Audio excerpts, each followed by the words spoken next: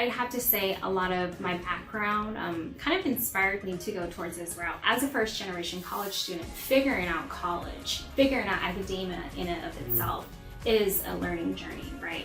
And so you come into this system of the traditional system, and there's a lot of things that are hidden in my experience or assumed, and if you don't have the mentors there, you may not understand what is necessary to propel yourself to the next level. And so yes, more research is needed, but I think spec readings is a method or a mechanism that we can utilize to give students that the template to be like, here's what you need to do, this is the guideline, and it kind of just unveils, right, what needs to be done to get to the end.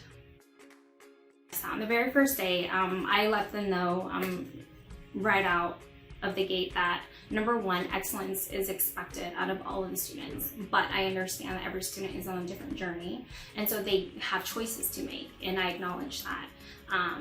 And furthermore, it really gives them the choice to understand that one, failure is a necessary part of success. I understand that, right?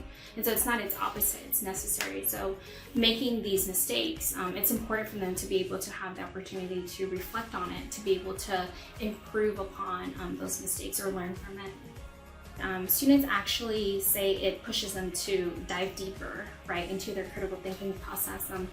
In my particular course, there are a couple of assignments that build on top of each other, and it really asks them to observe their behavioral, their behaviors and make modifications. And so some students have mentioned that with this particular grading scale, they're able to dive deeper into their thoughts and be able to analyze where the changes can be made. I really enjoy it.